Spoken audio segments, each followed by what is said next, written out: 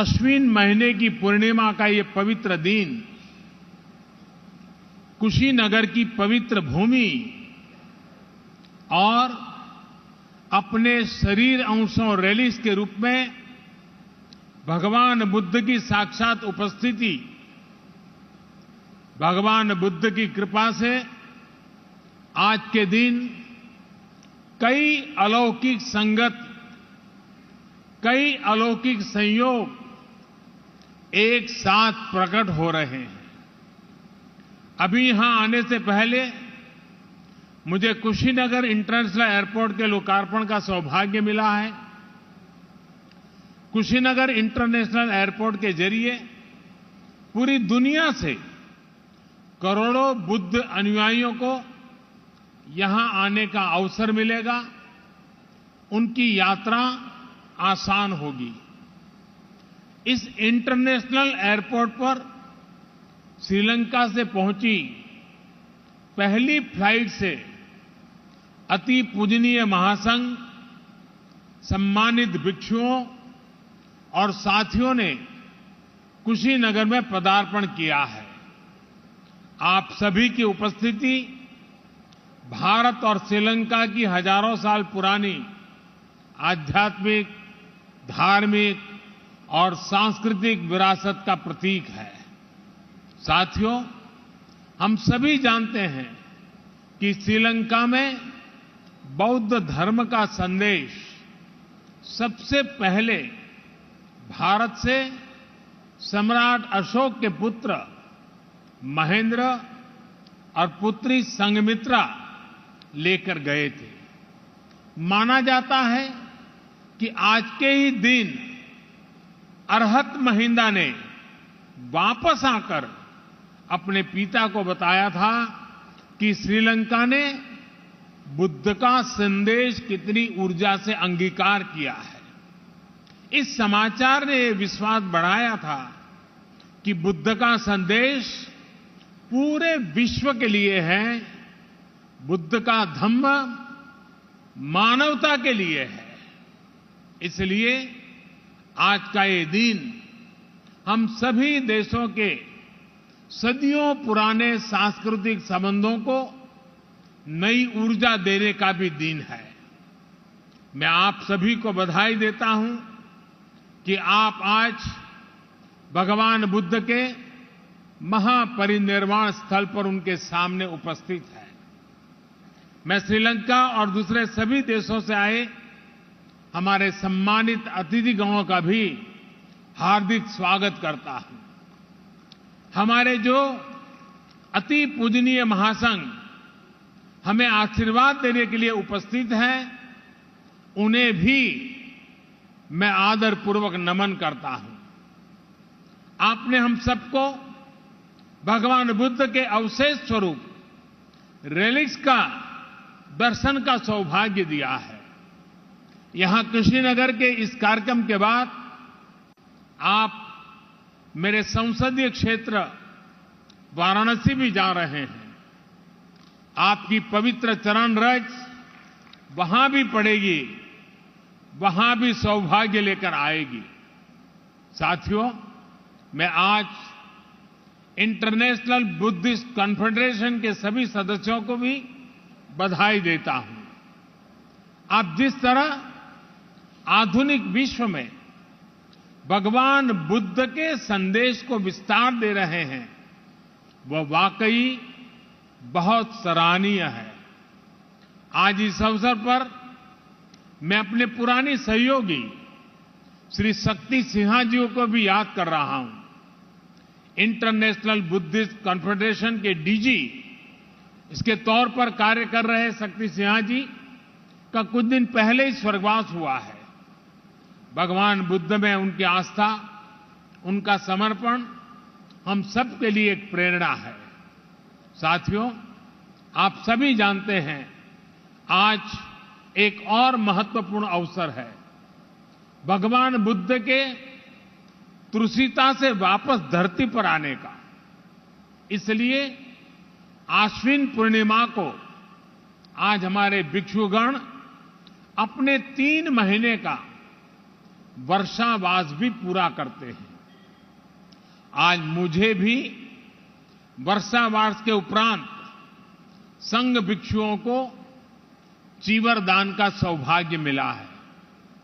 भगवान बुद्ध का ये बोध अद्भुत है, जिसने ऐसी परंपराओं को जन्म दिया। बरसात के महीनों में हमारी प्रकृति, हमारे आसपास के पेड़ पौधे नया जीवन ले रहे होते हैं। जीव मात्र के प्रति अहिंसा का संकल्प और पौधों में भी परमात्मा देखने का भाव, बुद्ध का ये संदेश इतना जीवंत है कि आज भी हमारे भिक्षु उसे वैसे ही जी रहे हैं। जो साधक हमेशा क्रियाशील रहते हैं, सदैव गतिशील रहते हैं, वो इन 3 महीनों में ठहर जाते हैं, ताकि कहीं कोई अंकुरित होता हुआ कोई बीज कुचल न जाए, निखरती हुई प्रकृति में अवरोध न आ जाए। ये वर्षावास न केवल बाहर की प्रकृति को प्रस्फुटित करता है, बल्कि हमारे अंदर की प्रकृति को भी संशोधित करने का अवसर देता है। साथियों, धम्म का निर्देश है, यथापि रुचिरम पुप्खम मणमंतम सुगंधकम एवं सुभाषिता वाचा सफला होती कुब्बतो। अर्थात अच्छी वाणी और अच्छे विचारों का अगर उतनी ही निष्ठा से आचरण किया जाए तो उसका परिणाम वैसा ही होता है जैसा सुगंध के साथ फूल। क्योंकि बिना आचरण के अच्छी से अच्छी बात बिना सुगंध के फूल की तरह ही होती है। दुनिया में जहां जहां भी बुद्ध के विचारों को सही मायने में आत्मसात किया गया है, वहां कठिन से कठिन परिस्थितियों में भी प्रगति के रास्ते बने हैं। बुद्ध इसलिए ही वैश्विक है क्योंकि बुद्ध अपने भीतर से शुरुआत करने के लिए कहते हैं। भगवान बुद्ध का बुद्धत्व है sense of unlimited, sense of ultimate responsibility. अर्थात हमारे आसपास, हमारे ब्रह्मांड में जो कुछ भी हो रहा है, हम उसे खुद से जोड़कर देखते हैं, उसकी जिम्मेदारी खुद लेते हैं। जो घटित हो रहा है उसमें अगर हम अपना सकारात्मक प्रयास जोड़ेंगे तो हम सृजन को गति देंगे। आज जब दुनिया पर्यावरण संरक्षण की बात करती है, क्लाइमेट चेंज की चिंता जाहिर करती है, तो उसके साथ अनेक सवाल उठ खड़े होते हैं। लेकिन अगर हम बुद्ध के संदेश को अपना लेते हैं तो किसको करना है, इसकी जगह क्या करना है, इसका मार्ग अपने आप दिखने लगता है। साथियों, हजारों साल पहले भगवान बुद्ध जब इस धरती पर थे तो आज जैसी व्यवस्थाएं नहीं थी, लेकिन फिर भी बुद्ध विश्व के करोड़ों करोड़ लोगों तक पहुंच गए, उनके अंतर्मन से जुड़ गए। मैंने अलग अलग देशों में बौद्ध धर्म से जुड़े मंदिरों, विहारों में ये साक्षात अनुभव किया है। मैंने देखा है कैंडी से क्योटो तक, हेनोई से हम्बनटोटा तक भगवान बुद्ध अपने विचारों के जरिए मठों, अवशेषों और संस्कृति के जरिए हर जगह है। ये मेरा सौभाग्य है कि मैं कैंडी में श्री डलाडा, मैला गोवा, वहां दर्शन करने पहुंचा था। सिंगापुर में उनके दंत अवशेष के मैंने दर्शन किए और क्योटो में किनकाकुजी जाने का अवसर भी मुझे मिला। इसी तरह साउथ ईस्ट कंट्रीज के भिक्षुओं का आशीर्वाद भी मुझे मिलता रहा है। अलग अलग देश, अलग अलग परिवेश, लेकिन मानवता की आत्मा में बसे बुद्ध सबको जोड़ रहे हैं। भारत ने भगवान बुद्ध की इस सीख को अपने विकास यात्रा का हिस्सा बनाया है, उसे अंगीकार किया है। हमने ज्ञान को, महान संदेशों को, महान आत्माओं के विचारों को बांधने में कभी भरोसा नहीं किया है। उसको बांध के रखना ये हमारी सोच नहीं है। हमने जो कुछ भी हमारा था उसे मानवता के लिए मम भाव से अर्पित किया है। इसलिए अहिंसा, दया, करुणा ऐसे मानवीय मूल्य आज भी उतनी ही सहजता से भारत के अंतर्मन में रचे बसे हैं। इसलिए बुद्ध आज भी भारत के संविधान की प्रेरणा है। बुद्ध का धम्म चक्र भारत के तिरंगे पर विराजमान होकर हमें गति दे रहा है। आज भी भारत की संसद में कोई जाता है तो इस मंत्र पर नजर जरूर पड़ती है, धर्म चक्र प्रवर्तनाय।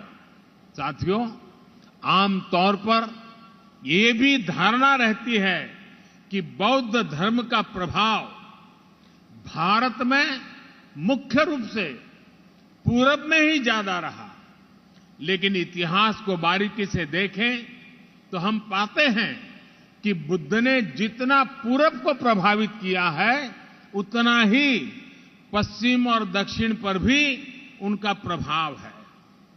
गुजरात का वडनगर, जो मेरा जन्म स्थान भी है, वो अतीत में बौद्ध धर्म से जुड़ा एक महत्वपूर्ण स्थान रहा है।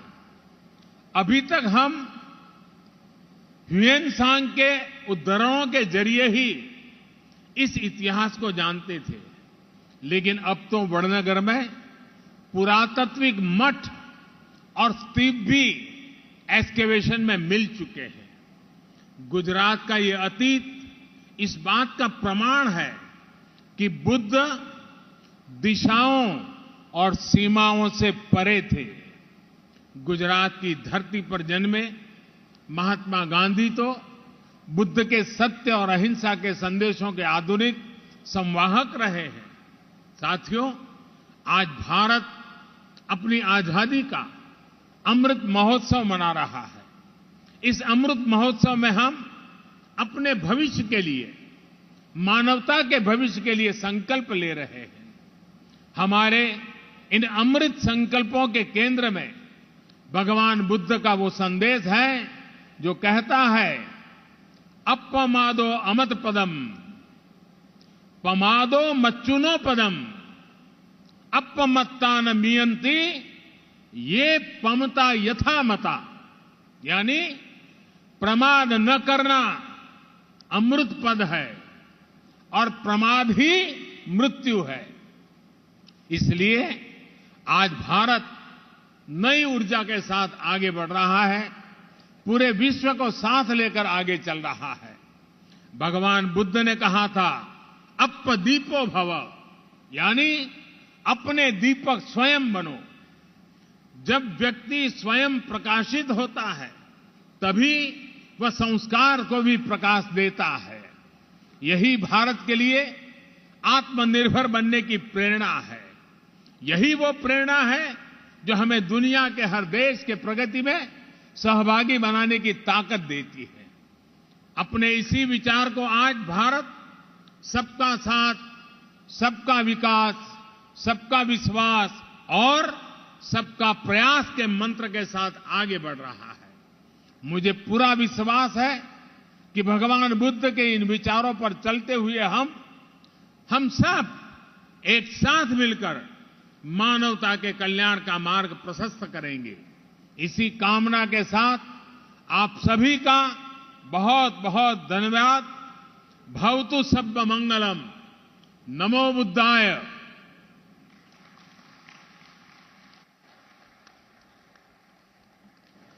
बहुत बहुत आभार माननीय प्रधानमंत्री श्री नरेंद्र मोदी। तो महापरिनिर्वाण स्थल के दर्शन करने के साथ प्रधानमंत्री नरेंद्र मोदी ने कुशीनगर अंतर्राष्ट्रीय हवाई अड्डे का आज उद्घाटन किया। इस खास मौके पर और महापरिनिर्वाण मंदिर के कार्यक्रम में प्रधानमंत्री नरेंद्र मोदी शामिल हुए। तमाम तरह की जो विकास परियोजनाएं हैं उनका उद्घाटन शिलान्यास पीएम मोदी द्वारा इस दौरे के दौरान रहने वाला है। अलग अलग 6 तस्वीरें आपके सामने। महात्मा बुद्ध को नमन करने का मौका, जो बुद्ध के जीवन पर आधारित प्रदर्शनी है, प्रधानमंत्री ने उसका जायजा लिया, प्रदर्शनी को करीब से देखा और साथ ही जो बुद्ध पुण्य भूमि है, प्रधानमंत्री द्वारा उसकी परिक्रमा लगाई गई, वृक्षारोपण भी किया गया इस खास मौके पर और बाकायदा पांव छूकर आशीर्वाद बौद्ध भिक्षुओं से प्रधानमंत्री नरेंद्र मोदी द्वारा लिया गया। ये 6 बड़ी तस्वीरें इस वक्त आपके सामने। प्रधानमंत्री कुशीनगर के दौरे पर हैं, जहां पर पीएम मोदी मेडिकल कॉलेज से लेकर 280 करोड़ रुपए की लागत की जो पूरी परियोजना है, उसके साथ साथ 500 बेड का अस्पताल आज कुशीनगर को देते हुए, और अब से कुछ देर पहले पीएम मोदी के संबोधन को आप सुन रहे थे। तो कुशीनगर अंतर्राष्ट्रीय हवाई अड्डे के उद्घाटन का ये दरअसल पूरा मौका है, जिसमें पीएम मोदी ने महात्मा बुद्ध जिस तरीके से अहिंसा के रास्ते को अपनाया है और जो उनकी आइडियोलॉजी रही है उसको जीवन में अपनाने का जिक्र किया। प्रधानमंत्री नरेंद्र मोदी ने महात्मा बुद्ध को नमन किया। बुद्ध के जीवन पर आधारित प्रदर्शनी का पीएम मोदी ने जायजा भी लिया। पुण्य भूमि जो है गौतम बुद्ध की, उसकी परिक्रमा पीएम मोदी द्वारा कुशीनगर में की गई। हमारे ब्रह्मांड में जो कुछ भी हो रहा है, हम उसे खुद से जोड़कर देखते हैं, उसकी जिम्मेदारी खुद लेते हैं। जो घटित हो रहा है उसमें अगर हम अपना सकारात्मक प्रयास जोड़ेंगे तो हम सृजन को गति देंगे। आज जब दुनिया पर्यावरण संरक्षण की बात करती है, क्लाइमेट चेंज की चिंता जाहिर करती है, तो उसके साथ अनेक सवाल उठ खड़े होते हैं। लेकिन अगर हम बुद्ध के संदेश को अपना लेते हैं तो किसको करना है, इसकी जगह क्या करना है, इसका मार्ग अपने आप दिखने लगता है। Presenting B News app available on Google Play and App Store. Download it now.